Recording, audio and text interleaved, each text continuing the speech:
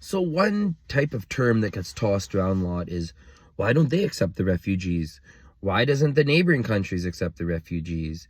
Oh, how come the neighboring countries don't even accept one refugee? Why is that? Let's talk if Mexico was having an issue. No, you know what? Forget that.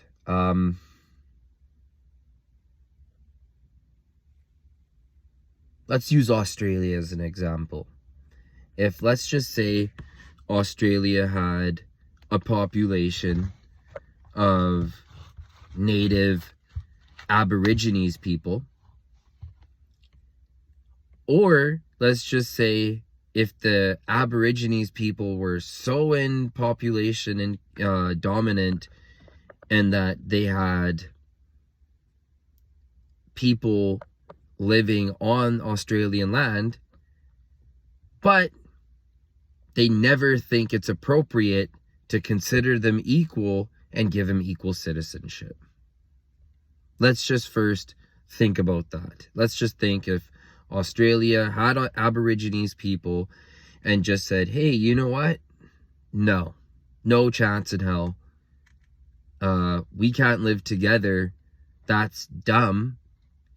So you guys can live here, but we control your fuel, water, and electricity. You would be like, wow, basically the Aborigines are like Australian hamsters. They're basically like hamsters just running in a wheel. That's what you would think, right?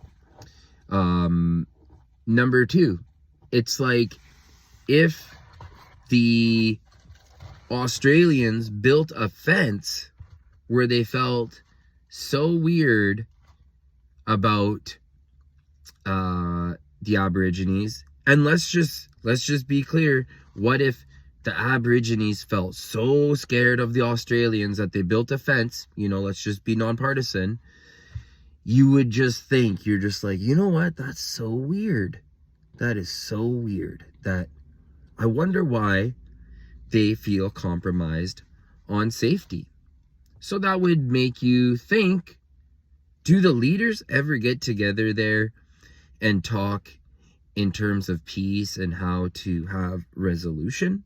You would just wonder that. Okay.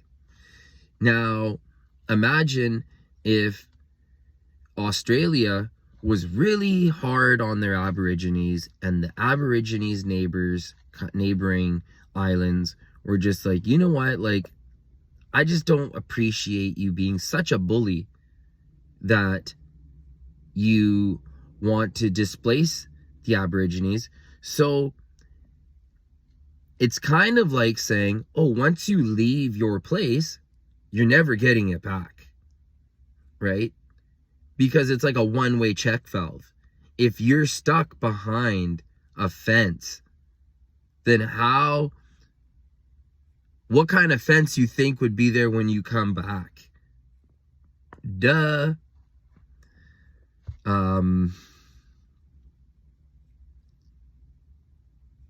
It's so disgusting that, like, you say so with such impunity, why don't they just take the Aborigines? But what if someone said, why don't you take all the Australians back? Ooh, you could never say that. So that would be so anti-colonial. And colonizers stick together with other colonizers. No colonizer is going to be like, no, they're idiots. They're not going to do that. You see, they have to band together. The international community would have to band together. Also, you would think that as a colonizer buddy country, that if Australia is so easily able to fence in, corral their Aborigines population, you would think like, wow, they could do that. to their own country's people. They had the chance. If there was an excuse good enough for it. Yeah. If something were to, if a volcano went off and there was some reason where they could segregate the people and put people of high risk from volcanoes to live in one area, oh hell yeah, they would do that. Oh hell yeah. And then you would also have to wonder, that if the government of Australia was so harsh with their Aborigines, you would think that the average Australian wouldn't be on board with that. You would just think that, no, there has to be good people in Australia. Why would they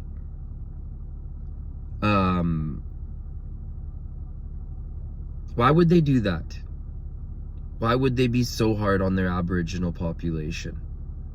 Why would they be so hard on their Indigenous population? You would feel like maybe the government is trying to create an issue. And you would be always wondering, in such an unnatural, unhumane, unpeaceful, everyone has equal rights under the law. You would just think like everyone should be an equal person.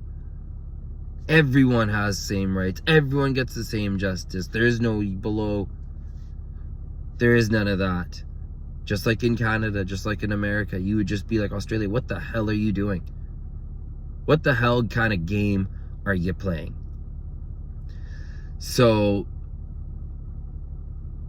no one should be forced to be refugee, either Australian or Aborigines. They should be considering peace.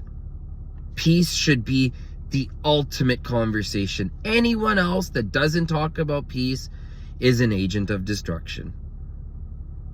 So, if you get anything out of this, and you see what Jimmy Carter says about places, and you see what Nelson Mandela says about apartheid, and that shit just makes you sick, that people can't treat each other with fair dignity under the law, please leave a like and subscribe, yo. Peace.